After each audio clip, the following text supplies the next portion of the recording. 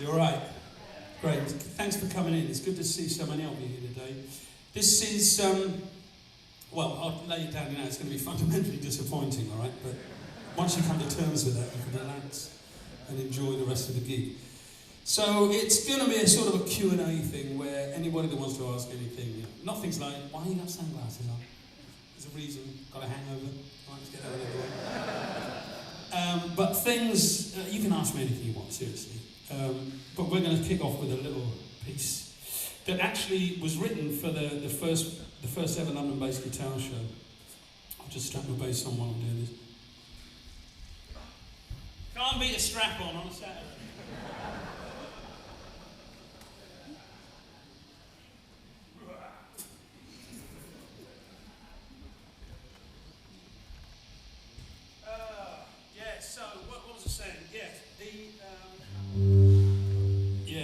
This is something that I did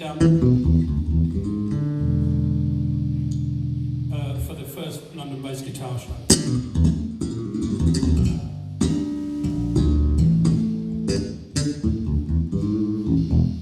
And it was at a bad time for Iraq, and we called this Gaddafi Duck because Gaddafi was going through all kinds of stuff. As it all ended so badly, I kind of wish I hadn't called it that, but it's out there now. So. This is you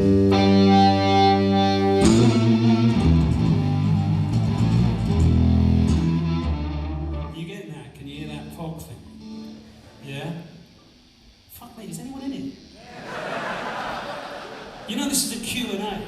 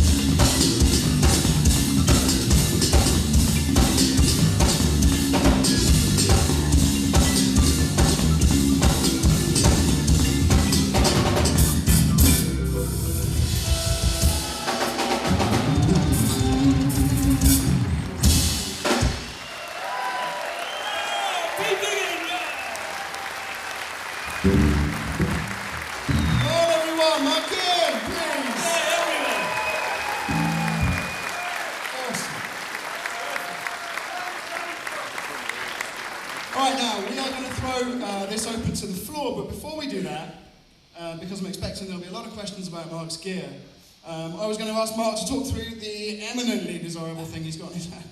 And the effects, and the TC electronic rig. Would you let us know what you've got? Yeah, that, okay. Yes, well, it starts here, I guess, with a set of double ball and rotor sound strings. Well, there's none in, obviously. And double balls, I'm leaving it there. Down to the bass, my favourite bass, which is the Status King Bass Paramatrix that Rob is here actually, Rob Green, so some of you can get to say hello to him and knock a few quid off one. They're lovely basses. Rob's a great guy to work with because over the years, you know, there's things that you want, you know, you put on weight, so you want a bigger guitar to make you look thinner and that sort of thing. Oh, kid you not, we did that. That was the King Mark II bass. I'd sort of porked up a bit, so I said, Rob, can you make me a bass that makes me look thinner? And he did. It was lovely. And he called it the Thin and Crispy, which I thought was a bit mean. The Thin and Crispy bass, you see. So, yeah, this is the bass I'm using. I'm going through a load of TC electronic pedals. I've got a Vortex pedal, which is a flanger.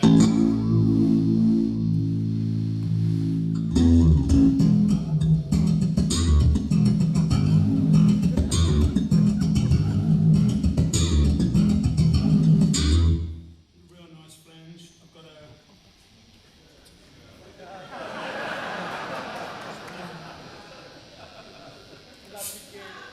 my next pedal's a clunge pedal, would you believe? No, it's not. It's a Corona, it's a chorus pedal. And that's kind of the bedrock of 80s jazz funk, really, was the chorus pedal. Some people sort of said back in the day when we did the Chinese Way, was I using a fretless bass? It sounded fretless, but I wasn't.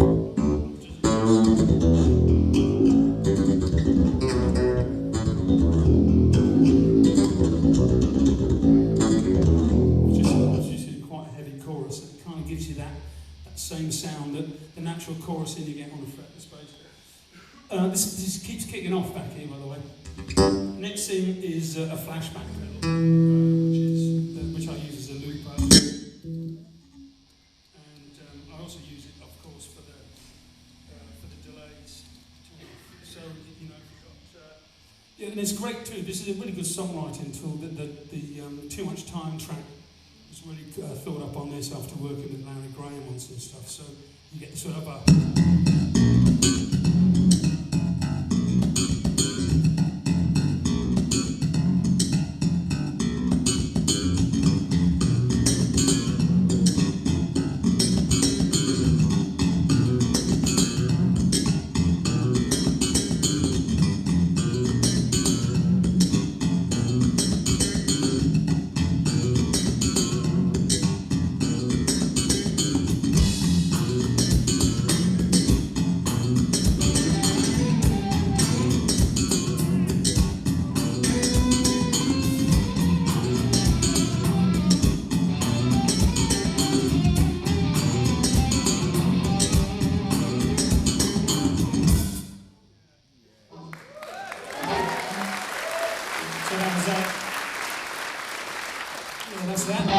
And then there's this pog pedal thing, this beast, which I kind of discovered watching Drenge play about 18 months ago, and latterly, of course, Royal Beast do such a good job with it. But it's a great way of you know, sounding like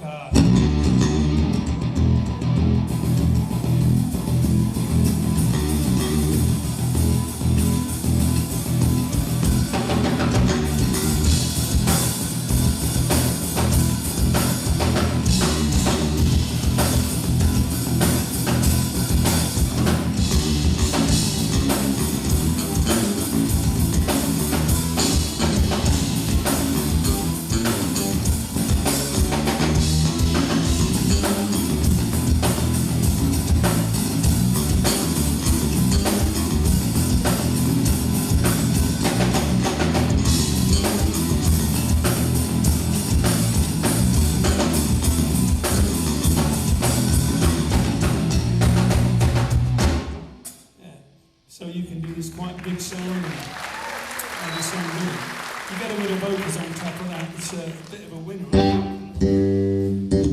What next? Yeah, I'll go through my TC Blacksmith rig, which is a 1600 watt digital head, and it's programmable. You can have lots of settings on it, which is really good, because a lot of times you do a gig and like the bass players are on before you, after you want to share the rig, so you can kind of set your sound up and they do their own thing. And of course you can use a foot pedal and go between different things yourself. 2 4x10 cabs.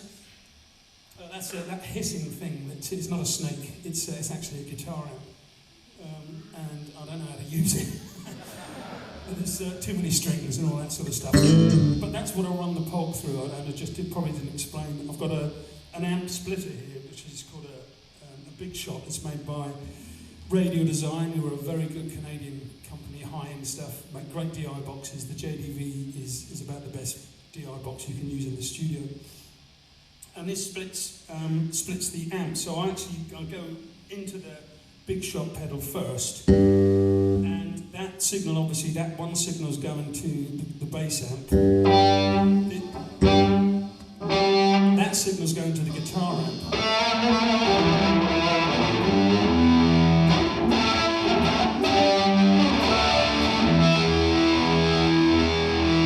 And then you can combine the two.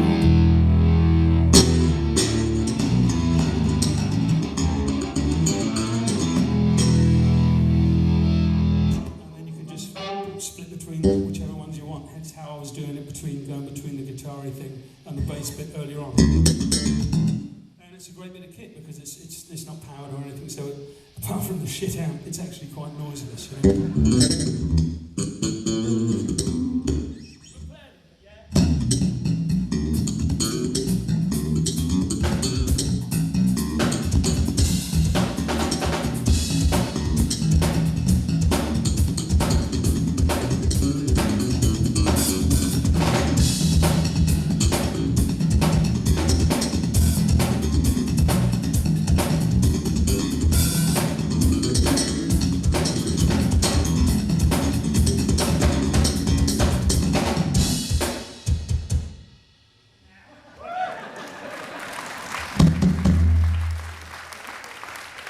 There you go.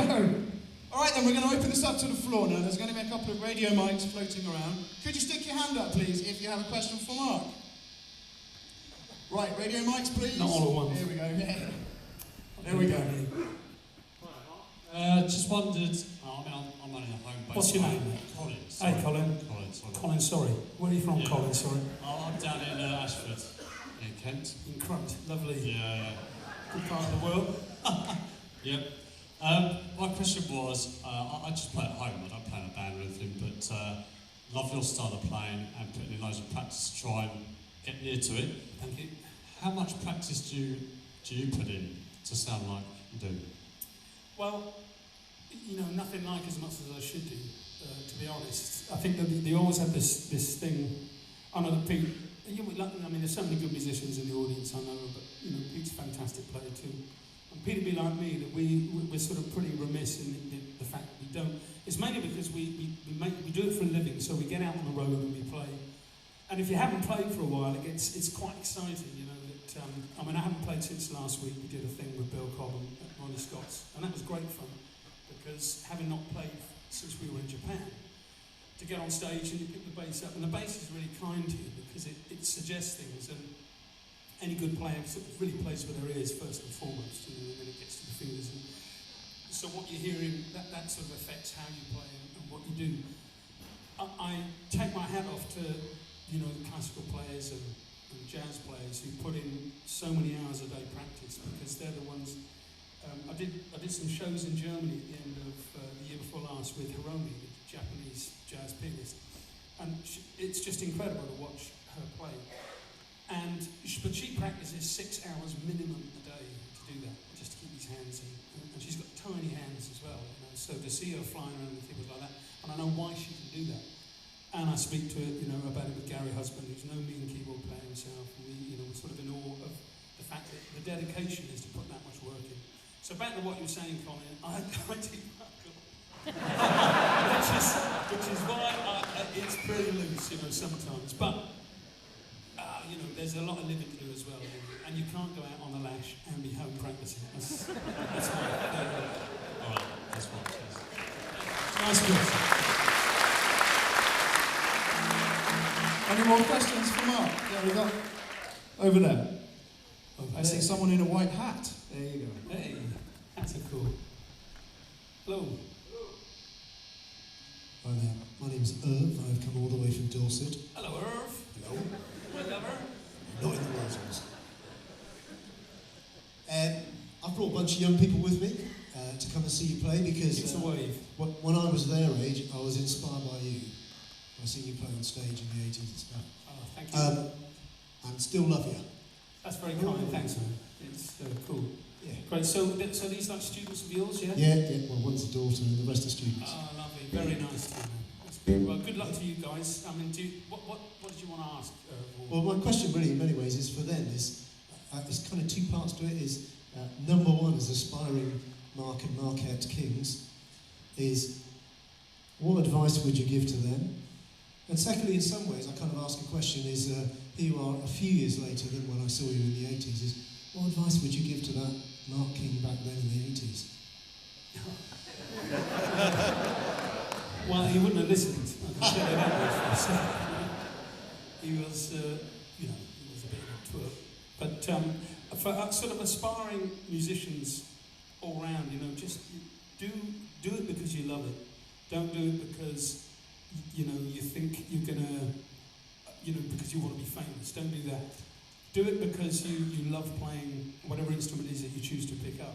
And I mean, for me, I think that it's such a cathartic thing, you know, being able to pick up just an acoustic guitar, you know, or bass, or sit at a piano and get a tune out because you have a real connection.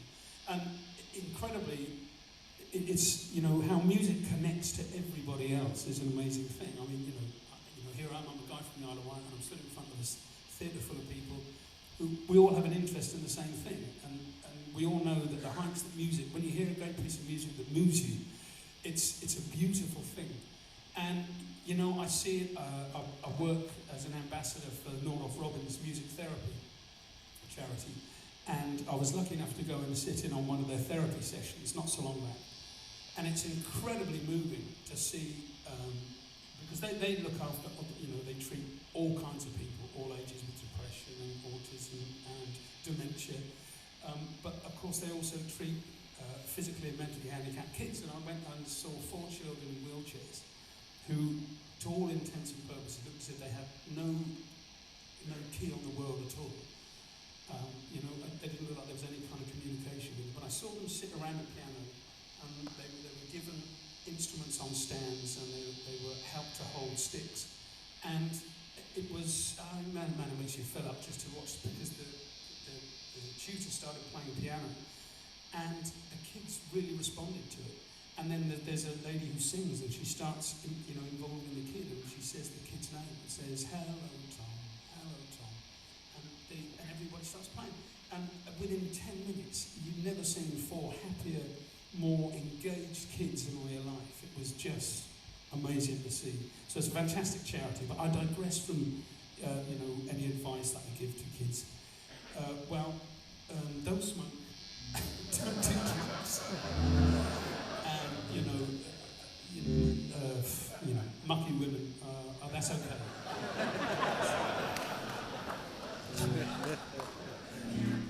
Sorry, Eva, that's about the best I can come with. I got a bit sidelined there with Nordoff Robbins, but it's something to see. Actually, that question leads me on to one of mine. A lot of people write to us at Bass Guitar Magazine asking how to get started with slap bass. I wondered if you guys could knock out a simple slap bass groove. And this will be on YouTube, everyone, so you can check out what Mark You ready is. to knock one out, Pete? Ask a silly question.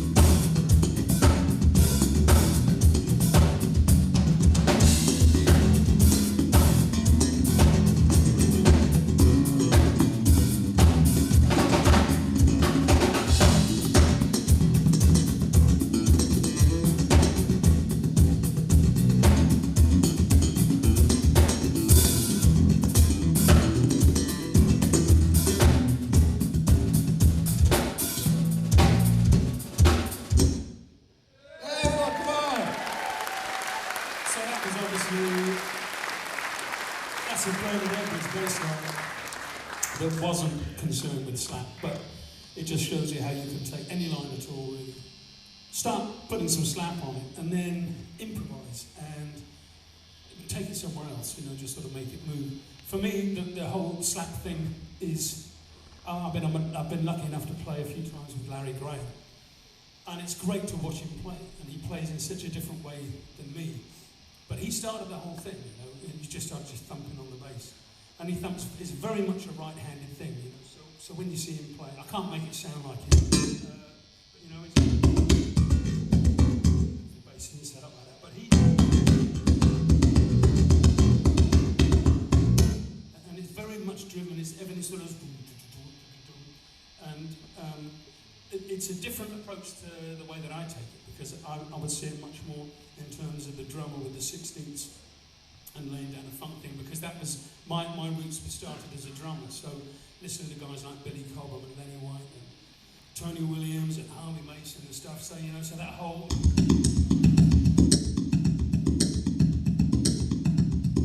and this is very much a combination of both hands here doing the thing. So the fills that I put in and the way that I'll move it will be very much the way that a drummer would, you know. So if you'd stayed on a simple 4 and then you start taking it out and putting fills in and stuff.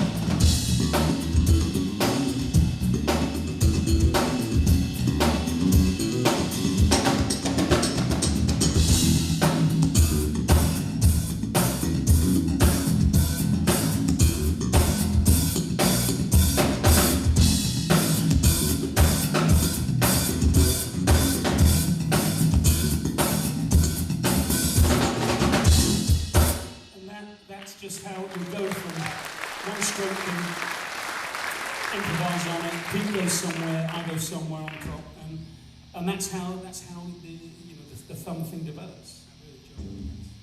Well, ladies and gentlemen, that is us out of time. Thank you so much for coming and seeing us. Mark will be doing signings. Mark, where is it? You're signing at Rotor Sound? Yeah, I'll be at the Rotor Sound stand, I'll be at the Stateless Graphite stand. I think they're quite near to each other, I hope so. I'll be at the Harvest gig bag stand, with Herman. Is it you in here, Herman? Where are you? What stand are you on? Where is he? Where are you? Seaworld. So you can catch up with Mark there.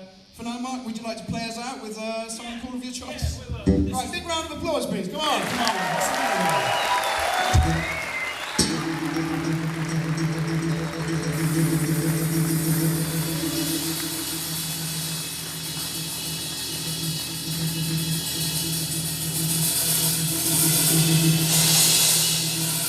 This is an old favourite. This is, well, I don't know if it is an old favourite, actually. I don't even like it myself, but it's very old. It's 90, yeah, thank you. I'm here all week. It's from 1980. It's a song, it's called, it was originally called Mr. Pink. But it's 35 years old, so it's Mr. and Mrs. Pink, right?